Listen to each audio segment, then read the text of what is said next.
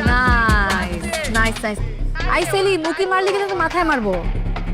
সম্প্রতি মুক্তি পাওয়া micro drama series silver Sadia দর্শকদের মধ্যে বেশ সাড়া ফেলেছে। একজন মাদ্রাসা পড়ুয়া মেয়ের গোপন গেমার জীবনের গল্প নিয়ে নির্মিত এই সিরিজে কেন্দ্রীয় চরিত্রে অভিনয় করেছেন সাদিয়া আইমান। সাদিয়া জানিয়েছেন, গল্পটি প্রচলিত প্রেমের কাহিনী না হলেও দর্শকদের ব্যাপক আগ্রহ তাকে অবাক করেছে।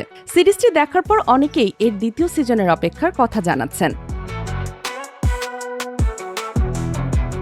চরিত্রটির জন্য কঠোর প্রস্তুতি নিতে হয়েছে এই অভিনেত্রীকে। বাস্তব জীবনে কখনো গেম না খেললেও গেমিংয়ের ভাষা শেখা, স্ট্রিমিং ভিডিও দেখা এবং চরিত্রের মনস্তত্ত্ব বোঝার জন্য দীর্ঘ সময় ব্যয় করেছেন তিনি। পরিচালক মিরাজ হোসেনের নির্দেশনাও তাকে চরিত্রটি ফুটিয়ে তুলতে সাহায্য করেছে।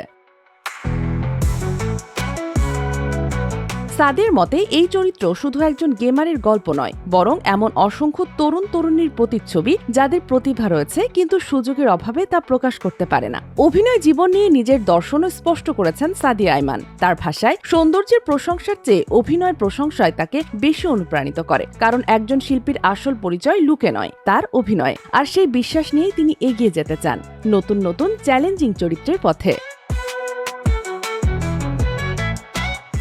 Sheikh Masuma, news desk, daily our Bangladesh.